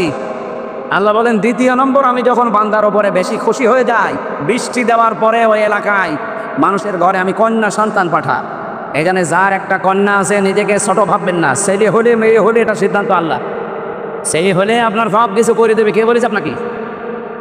মেয়ে হলে দুনিয়া আখেরাত 2টা উজ্জ্বল হয়ে যাবে। দুনিয়া তো আছেই, যদিও আমাদের এই দেশে ইসলাম না থাকার কারণে মেয়েদের অনেক অধিকার নষ্ট হচ্ছে।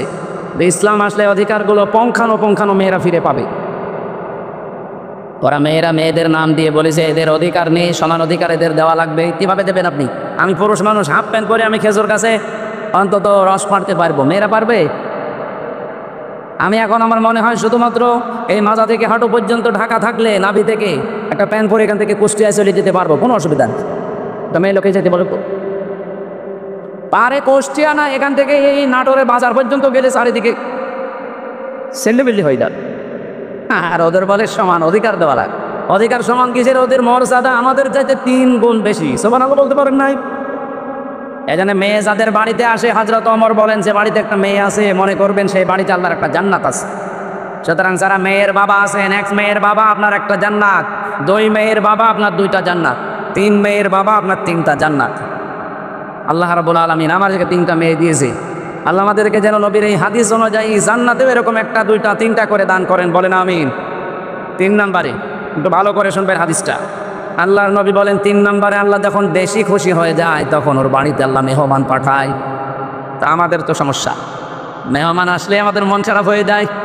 4 নম্বরে বিশ্বনবী মুহাম্মদ রাসূলুল্লাহ জানিয়েছেন, এই পৃথিবীতে আল্লাহ সব চাইতে এখন একেবারে খুব বেশি বান্দার উপরে খুশি হয় তখন তাকে রোগ দেয়। এই জন্য রোগ শোক হলে আপনার জীবনের অপরাধগুলো আল্লাহ মাফ করেন। জানা অজানা যত অপরাধ করেছিলেন, এগুলো আল্লাহ আস্তে আস্তে রোগের কারণে, যদি জ্বর হয়, এই জ্বরের কারণে একটা গুনাহ আল্লাহ মাফ করে দেয়।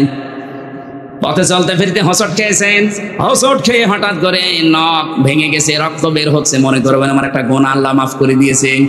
এই জন্য রোগ শোক হলে আল্লাহর কাছে শিকায়ত করা না, অভিযোগ করা না, আরো শুকরিয়া করা দরকার।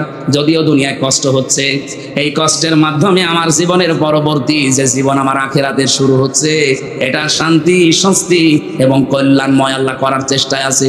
সুবহানাল্লাহ। নবীজি বলেন, 4টা রহমত তো মানুষ খারাপ ভাবে অসন্তুষ্ট হয়, পছন্দ করে না, কিন্তু 4টা গজব আছে দুনিয়ায়। এই 4টা গজব পেলে মানুষ খুব খুশি হয়। 1 নম্বরে যৌতুক। এটা কি? এটা গজব। এইটা পেলে আমরা খুশি না বেজার? সে হুজুর বলেন আর খেজুর বলেন, সবাই যৌতুকের জন্য খুশি, অথচ যৌতুকের টাকা খাওয়া আর পায়খানা খাওয়া এটা সমান না? না, সমানও না। কারণ পায়খানা খেলে একটা গোনা হয়, আর যৌতুকের টাকা নিলে ডবল গোনা হয়। একদিকে তো কবিরা গোনা, আর একটা জুলুমের গোনা। মেয়ের বাপের খুশি ছাড়া, তার মন থেকে খুশি হওয়া ছাড়া তার বাড়িতে ছেলের বাড়ির লোকজন যে একটা পান খাওয়াও জায়েজ নেই। কি কথা বলছে না? আমি কি বানালাম এটা? হাদিস নবীজি বলেন, যতদিন আমার যতগুলো বিবাহ করেছি, যত মেয়েকে বিয়ে দিয়েছি, আমার একটা মেয়েকে কোনোদিন যৌতুকের টাকা দিয়ে, সম্পদ দিয়ে বিয়ে দেওয়া লাগে নাই। প্রতিটি বিয়েতে আমি আমার মেয়েদের এবং আমার বিয়েতে আমি অলিমা করেছি। কি করেছি বলেন তো? অলিমা কি ছেলের বাড়ি হয় না মেয়ের বাড়ি? বলেন বলেন। মেয়ের বাড়ি বলল কে? মেয়ের বাড়ি অলিমা হবে কেন? মেয়ের বাড়ি হয় বরযাত্রী মানুষ যায়, অথচ বরযাত্রী ইসলামে নেই। নাটোরবাসী আজকে থেকে সিদ্ধান্ত নিয়ে বাড়ি যাবে, জীবনে আর কোনোদিন কারো বরযাত্রী যাব না। আজকের ওয়াজ শুনতে এসে ভুল করেছি, জীবনে খাওয়া দাওয়া বন্ধ হয়ে গেল। আরে ভাই, ইসলামে যেটা নেই ওটা আপনি করে আনন্দ পাবেন, ওটা ডবল গুনাহ হবে। কারণ এমনি জায়েজ নেই, তারপর আপনি আনন্দে আনন্দে গিয়েছেন। হ্যাঁ, যদি কেউ দাওয়াত দিতে আসেন, বলবেন যে অলিমা করেন, আমি আপনার বাড়ি দরকার 5 দিন যেয়ে খাবো। এখানে যৌতুক আজকে থেকে বন্ধ। যৌতুক মনে করেন শুধু টাকা নিয়ে, ফ্রিজ নিয়ে, টেলিভিশন নিয়ে, মোটরসাইকেল নিয়ে না। মেয়ের বাবার বাড়ি থেকে যদি তার অনুমতি ছাড়া, তার খুশি ছাড়া যদি একটা পানও কেউ খায়, ওটাও যৌতুক। ছেলে খাক, ছেলের বাবা খাক, আপনি ছেলের আত্মীয় স্বজন যে খাবেন কি করে? আশা করছি এটা আজকে থেকে বন্ধ করে দেয়। এটা হিন্দুদের কালচার, আমরা মুসলমানরা এটা মানতে পারি না। 2 নম্বরে এটা একটু সমস্যা আছে, এটা বলবো। নবীজি বলেন, সবচাইতে বেশি আমার আল্লাহ খুশি হয় ওই 4টা কাজ করলে: বৃষ্টি হলে, কন্যা সন্তান হলে, মেহমান আসলে, আর রোগ ব্যাধি হলে। আর সবচাইতে বেশি আমার আল্লাহ নারাজ হয়, কিন্তু আমার বান্দা বান্দিরা খুশি হয়। 1 নম্বরে যৌতুক, 2 নম্বরে গীবত। এই গীবত করলে মানুষ খুব খুশি হয়, অথচ আমার আল্লাহর আরশ পর্যন্ত কম্পন ধরে। জীবনে যদি আপনার নেকির কাজ কমও থাকে, ভাইরা আমি আহ্বান জানাচ্ছি, আপনার নামাজ, রোজা, হজ, যাকাত, দান, সাদকা, জীবনের আমল আখলাক কম হয়েছে, আল্লাহ মাফ করে দেবে। কিন্তু গীবত যদি আপনি কারো করে থাকেন, ওটা আবার শোধ দেওয়া লাগবে। যেই দোষ যার ভেতরে নেই, ওইটা যদি তার উপরে আপনি চাপিয়ে দিয়ে ওটা বলতেই থাকেন, তাকে কালার করার জন্য চেষ্টা করেন, এটা তখন আর গীবতও থাকে না, তখন তোহমত হয়ে যায়। আর এটা বাংলাদেশে সবচাইতে বেশি চলছে। এই কথা বলছেন এখানে কত মানুষ এখনো বিভিন্ন জায়গায় বসে আছে, দেখে তারা গীবত চালাচ্ছে। গীবত করলে মানুষ খুশি হয়, কিন্তু আমার আল্লাহ বেজার হয়ে যায়। 3 নম্বরে সবচাইতে বেশি খুশি হয় মানুষ মিথ্যা বললে, কিন্তু আমার আল্লাহ নারাজ হয়। 4 নম্বরে আল্লাহ পাক সবচাইতে বেশি নারাজ হয় সুদ খেলে, কিন্তু মানুষ খুশি সুদ পেয়ে। এখানে আমার বিশ্বাস অনেক মানুষ এখানে বসে আছে যারা টাকা ছেড়ে রাখে। 1000 টাকা দিলে বছর মাসে 100 টাকা বেশি দেয়। এলাকায় নেই এটা? এই সুদের সাথে যারা জড়িত আছেন, টাকা ছেড়ে রাখেন, টাকা আসে, আপনি লিখে নিতে পারেন আপনি মায়ের সাথে এখনো জেনা করছেন। এই কাজে যারা আছেন, এই মুহূর্তে তাওবা করে ছেড়ে দেওয়া লাগবে। যারা যারা রাজি আছেন তারা হাত তোলেন তো, অসুবিধা নেই, তোলেন। যারা ছেড়ে রেখেছেন তোলেন। আপনি বুঝে ফেলেছেন, চালাক আছে নাটোরে মানুষ, কাঁচা গোল্লা খাওয়া মানুষ তো খুব চালাক আছে। হাত তুলে আবার নামিয়ে ফেলেছে। না, আমি জানি এখানে বহু মানুষ এরকম আছে, সেই মানুষগুলো টাকা ছেড়ে রেখে এসেছে, মাহফিল শেষ করে ওই টাকা সকালে যেয়ে তুলবে। সুদের টাকা তুললে সবচাইতে নারাজ হয় বেশি কে? আর সবচাইতে বেশি খুশি হয় সে নিজে। সুতরাং এই 4টা রহমত, 4টা গজব, বেজার হয় আল্লাহ 4টা কাজে, আর আমরা নিজেরা বেজার হই 4টা কাজে। আল্লাহ আমাদেরকে কন্যা সন্তান যেহেতু রহমত, বৃষ্টি যেহেতু রহমত, এই পৃথিবীতে মেহমান আসা রহমত, আল্লাহ রোগ ব্যাধি দিয়েছে, এটাও রহমত। এগুলো পেয়ে নারাজ না হয়ে এগুলোর সঠিক এবং পরিমার্জিত ব্যবহার করার তৌফিক কামনা করছি। সকলে বলেন আমিন। আমার আজকের আমি বিষয় আলোচনা সাজিয়েছিলাম যে আল্লাহর দল কারা, আল্লাহর দলের বৈশিষ্ট্য। এই পৃথিবীতে এখন দল কত আছে আপনি হিসাব করতে গেলে কলম খাতা নষ্ট হয়ে যাবে। বাংলাদেশে প্রায় 73টার উপরে দল আছে। আমি অল্প কথায় মেন কথাগুলো, অল্প সময় মেন কথাগুলো বলতে চাই। একটু বসেন। জবান খুলে সূরা মায়েদার 54 নম্বর আয়াত মেন কথাগুলো বলবো ইনশাআল্লাহ। আল্লাহ পাক বলেন, ইয়া আইয়ুহাল্লাযীনা আমানু মাইয়ারতাদ্দা মিনকুম আন দীনিহি ফাসাউফা ইয়াতিল্লাহু বিকওমিন। ঈমানদারেরা, এই পৃথিবীতে কোনো মানুষ যদি আল্লাহর দিন থেকে ফিরে চলে যায়, আল্লাহর ইসলাম থেকে, তোমাদের ভেতরে যেই চলে যাবে, সঙ্গে সঙ্গে আমি আল্লাহ একটা নতুন সিদ্ধান্ত নিয়ে ফেলি। ফাসাউফা ইয়াতিল্লাহু বিকওমিন, এমন একটা দল, এমন একটা জাতি, এমন একটা গোষ্ঠী তৈরি করে দেই, ইউহিব্বুহুম ওয়া ইউহিব্বুনাহু, যারা আমি আল্লাহকে ভালোবাসে, আমি আল্লাহ নিজেও তাদেরকে ভালোবাসি। বলেন সুবহানাল্লাহ। অনাটোরবাসী যেহেতু এই দেশে এখন প্রায় ৭৩টার উপরে শুধু দল চলছে, ৪৯টা আছে রাজনৈতিক নিবন্ধিত দল, বাকি আছে নিবন্ধনের বাইরে। যত দল আছে ধর্মীয় জেনারেল মিলে বলেন আগস্টের 5 তারিখের পরে, আমি বাংলায় বলছি এবার, কত মানুষকে আমরা বিভিন্ন নাম দিয়ে দেখতে পাচ্ছি ইসলাম থেকে বের হয়ে যাচ্ছে। কথা বোঝেন? কেউ বিভিন্ন মানুষের উপরে দোষ চাপিয়ে বলছে আমি এর ভেতরে নেই, চলে গেলাম। প্রকারান্তে আপনি ইসলাম থেকেই বের হয়ে যাচ্ছেন। ইসলামের একটা বিধান যদি কারো ভালো না লাগে, তার মানে আপনি তো আর আমাকে ভালো লাগে না তাই জন্য চলে যান না। আপনার ইসলামের বিধান ভালো লাগে না, তার মানে আপনাকে ভালো লাগছে না কার? বলেন বলেন। আপনি প্রকারান্তে আল্লাহকে যেন বলছেন যে না, এ বিধান দেওয়া ঠিক হয়নি। হামজা তো বাবার কথা জীবনও বলতে পারে না, ও বলবে আমার আল্লাহর কথা। আল্লাহর কথায় যেমন নামাজ পড়ো আছে, আল্লাহর কথায় যেমন যাকাত দাও আছে, আল্লাহর কথায় ঠিক এইটা আছে যে আমার এই কোরআনকে প্রতিষ্ঠা করো। আমি নামাজের ওয়াজ করলে আপনার খুব ভালো হুজুর মনে হয়, রোজার ওয়াজ করলে আপনার কাছে ভালো ওয়াজ মনে হয়, কিন্তু যখনই বলে এই নামাজ রোজার শিক্ষা যেটা, এটা কায়েম করা লাগবে, নামাজের শিক্ষা 27টা, রোজার শিক্ষা 4টা, এইগুলো যদি আমি এখন বাংলায় কায়েমের কথা বলি এই সমাজে, যেটা কায়েম করা দরকার কোরআন দিয়ে, তখনই আপনার কাছে রাজনীতি মনে হয়। আপনি কি আমার চাইতে কোরআন বেশি বোঝেন? আপনি কি শামীম ওসমানের মতো হয়ে গেছেন? বলছে আমি কি ইসলাম বুঝি না? আমাদেরকে ইসলাম বোঝাতে আসবেন না। প্রতিদিন নাকি উনি 72 রাকাত নামাজ পড়ে। এটা যে ডাহা মিথ্যা কথা। এখানে যদি আলেম থাকে জিজ্ঞাসা করেন, দেখেন তো সর্বোচ্চ তাহাজ্জুদের নামাজ 8 রাকাত থেকে 12 রাকাত। এই কথা বলছেন, 8 রাকাতের উপরে তাহাজ্জুদের নামাজ আপনি কোথায় পেলেন? খুব বেশি হলো না 12 রাকাতের উপরে তাহাজ্জুদের নামাজ নেই। নবীজি হয় 8 রাকাত পড়তেন, নাই 12 রাকাত পড়তেন, এরপরে বেতের পড়ে উনি পড়াটা কমপ্লিট করে দিতেন। আর উনি নাকি 72 রাকাত নামাজ পড়ে তাহাজ্জুদ। ওরা ডাহা মিথ্যা কথা। ওরা 2টা 3টায় মাল খেয়ে ঘুমায়, ও তাহাজ্জুদ ফজরের নামাজ তো পড়ে না। আপনি তো ইসলাম থেকে বের হয়ে গেছেন প্রকারান্তে হামজার উপরে দোষ চাপিয়ে, যে ওদের দোষ আছে, 24-এর দোষ, 71-এর দোষ, 47-এর দোষ। এই কথা না বোঝার ভান করে থাকবেন না। আগস্টের 5 তারিখের পরে বহু মানুষকে আমরা দেখলাম আল্লাহর দিন থেকে প্রকারান্তে ইসলাম থেকে বের হয়ে চলে যাচ্ছে। ওরা আমাদের ভয় দেখাতে চায় যে আমরা চলে গেলে তোমরা নিরুপায় হয়ে যাবে। আরে ভাই, ইসলাম তো আর আমার না, আর আমি ইসলামের মালিকও না, ইসলামও আমার না, ইসলামের মালিকও আমি না, আমার মালিকও আল্লাহ, ইসলামের মালিকও আল্লাহ। আমি শুধু খাদেম। কথা বলুন। আমি খেদমত করছি, আমার একটা পাওনা বাকি আছে। এই যে সভাপতি সাহেবকে যদি উনি বলে এই জমিনটা আমার, আপনারা কাজ করেন, সারাদিন করেন, বিকাল 5টায় আপনাদের বেতন দিয়ে দেব, এখন বলেন তো জমিনের মালিক কে? আমি মালিক উনি না?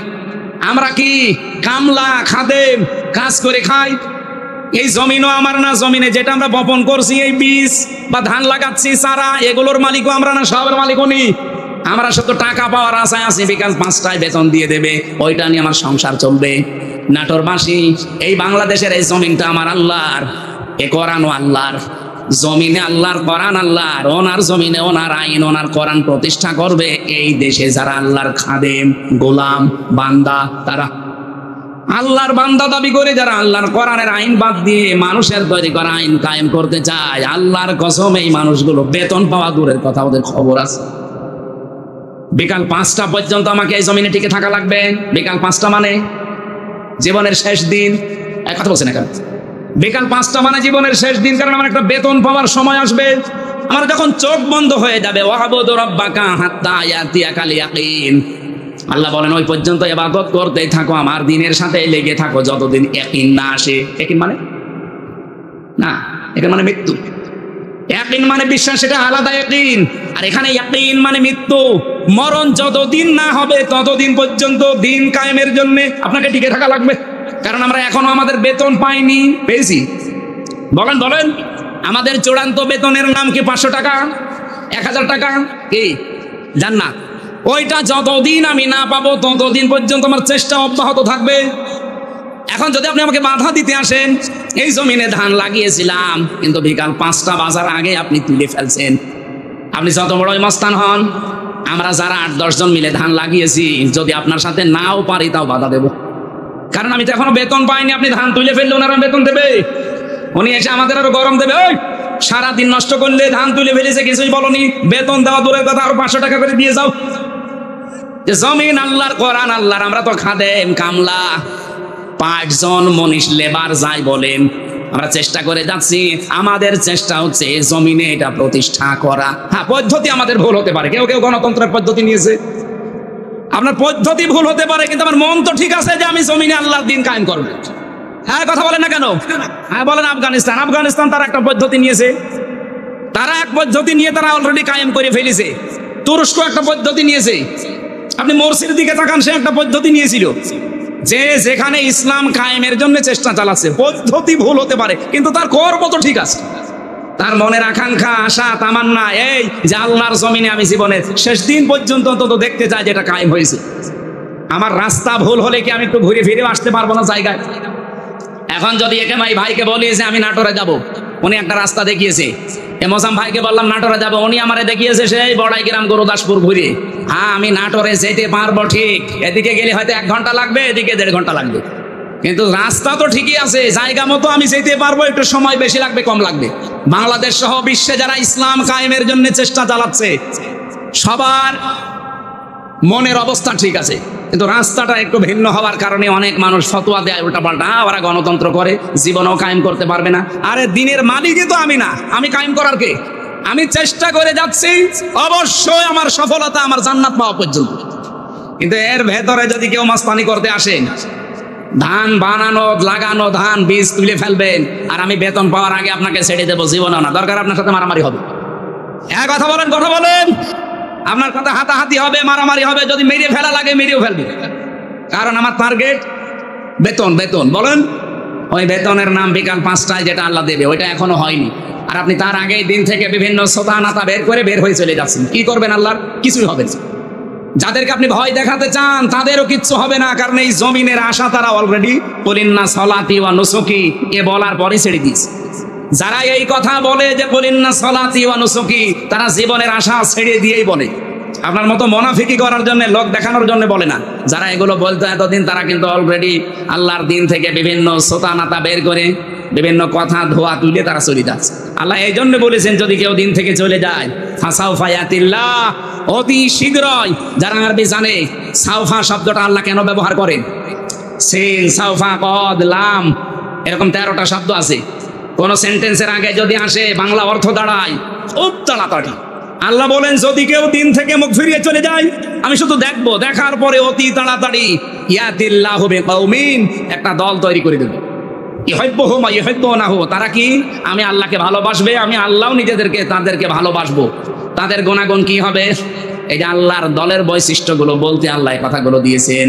রব্বুল আলামিন বলেন তাদের গুণাগুণ হবে প্রথমত 3টা। আজিল্লাতিনা আলাল মুমিনিন, আইজ্জাতিনা আলাল কাফিরিন। তারা নিজেদের প্রতি মুমিনের প্রতি হবে রহমদিল, কিন্তু কাফেরদের প্রতি হবে তারা কঠোর, বজ্রমুঠো। বাংলাদেশে আজ দেখান একটা দল কিন্তু অলরেডি আল্লাহ তৈরি করে দিয়েছেন, যারা নিজেদের প্রতি এত রহমদিল, নিজের আপন ভাইয়ের সাথেও তাদের এত ভালোবাসা নেই। আমি আমার নিজেরটাই বলছি ভাই, আল্লাহর কসম। আপনাদের এই যে মোজাম্মেল এটা, এই যে মোজাম্মেল ভাইয়ের বাড়ি নাটোরে, আমার বাড়ি কুষ্টিয়া, ওনার সাথে আমার আত্মীয়তা নেই, রক্তের সম্পর্কও নেই। ওনার আমি শুধুমাত্র ভালোবাসি একামতে দিনের কারণে। আর এই ভালোবাসা মহাব্বতটা আল্লাহ নিজে পয়দা করে দিয়েছে। কারণ যখন আল্লাহর দিন থেকে মানুষ মুখ ফিরিয়ে নেয়, তখন একটা দল আল্লাহ নিজে তৈরি করে দেয়। ওই দলের প্রথম বৈশিষ্ট্য তারা নিজেদের প্রতি রহমদিল হয়, মহাব্বত, ভালোবাসা তৈরি হয়, কিন্তু কাফেরদের প্রতি তারা কঠোর। আপনি একটা আল্লাহর বিরুদ্ধে অবস্থান নিয়ে দেখেন, নাটোর, কুষ্টিয়া, পাবনা থাকবে না। একামতে দিনের কর্মী যারা কুষ্টিয়াও যা, চট্টগ্রামও তাই, সব একবারে রাস্তায় নেমে আসবে। কারণ কাফেরদের প্রতি আমাদের কঠোরতা এটা তৈরি করে দিয়েছে কে? আপনি অন্যান্য কিছু খেয়াল করে দেখেন, তারা নামে কিনা জীবনও পাবেন না। ইউজাহিদুনা ফি সাবিলিল্লাহি ওয়া লা ইয়াখাফুনা লাওমাতা লাইম। তারা আল্লাহর দ্বীন এই জমিনে প্রতিষ্ঠা করার জন্য জিহাদ করবে, সংগ্রাম করবে, চেষ্টা চালাবে, পরিশ্রম করবে, প্রচেষ্টা করবে, কিন্তু কোনো ওয়ালা ইয়াখাফুনা ভয় পাবে না লাওমাতা লাইম, কোনো তিরস্কারকারীর তিরস্কারকে তারা পাত্তা দেবে না। আমি যেই দিন থেকে বলিনা সলাতি ওয়া নুসুকি ওয়া মাহইয়া ওয়া মামাতি লিল্লাহি রাব্বিল আলামিন বুঝে বুঝে পড়েছি, ওই দিন থেকে কে আমার পেছনে লেগেছে, কে বদ করে, আমার উপরে আন্দাজে দোষ চাপায়, কোনো কিছু আমার মনে আর স্থান নেই। আমার মনে হয় এই দেশে যারা একামতে দিনের কর্মী, আল্লাহর কসম তাদেরকেও আপনি এইভাবেই পাবেন, কোন তিরস্কারকারী তিরস্কারকে তারা পাত্তা দেবে। আমাকে রাজাকার পর্যন্ত বলা হয়েছে, কিন্তু আমি কি রাজাকার? আমার 33 বয়সে যদি রাজাকার হয়, কিন্তু এই কথা বলে আপনি দাবিয়ে রাখবেন, আপনি বলবেন ও শিবিরের রক্ষাটা কর্মী, এই কথা বলে দাবিয়ে রাখবেন, ও জামাত ইসলাম করেন, ও চরমনার মুরিদ, এই কথা বলে দাবিয়ে রাখতে পারবেন না, কারণ কোন তিরস্কারকারীর তিরস্কারকে আমি থোড়াই কি পাত্তাই দেই না। এই গুণটা তৈরি করে দিয়েছে কে? আল্লাহ বলেন যালিকা ফাদলুল্লাহ, এটা আল্লাহর অনুগ্রহ, যাকে তাকে আল্লাহ দেয় না, ইউতিহি মাইয়াশা, যাকে আল্লাহ ইচ্ছা করে তাকে দেয়। সুতরাং এই বাংলাদেশে আল্লাহর দলের বৈশিষ্ট্য 3টা পেলাম। তারা নিজেদের প্রতি রহমদিল হবে, কাফেরদের কোনো বিধান যদি দেখে, কাফেরদের কোনো কাজ কারবার দেখলে তারা বজ্রকণ্ঠ হয়ে যাবে। এতদিন পর্যন্ত যত সংস্কার এসেছে, কোন সংস্কারে বাংলার মুসলমানেরা বাধা দেয়নি, দিয়েছে না? দেয়নি। কিন্তু নারী কমিশন 13টা রিপোর্ট দেওয়ার পরে আমরা বাধা দিয়েছি কেন? কারণ তারা শুধুমাত্র সংস্কার করে না, তারা আল্লাহর কোরআনে হাত দিয়েছে। আর এই জায়গায় তখন আমরা এক হয়ে গেছি, হেফাজত নেই, চরমনা নেই, জামাত ইসলাম নেই, খেলাফত নেই, সব তখন বাংলাদেশে এক। আপনি দেখেননি, সব এক হয়ে বলেছে না, এটা তো মানা দূরের কথা, এ কমিশনই মানি না।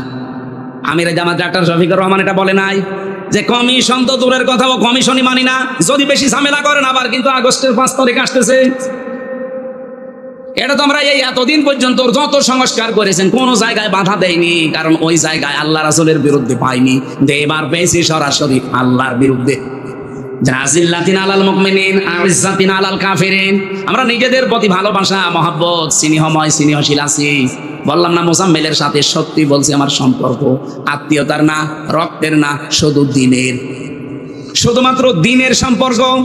আমার নিজের আপন ভাই তো নেই, যদি থাকতো, সে যদি আল্লাহর দিনের কর্মী না হতো, তার সাথে ওনার মতো মহব্বত আমার হতো না, কারণ এই মহব্বতটা পয়দা করে দিয়েছে কে?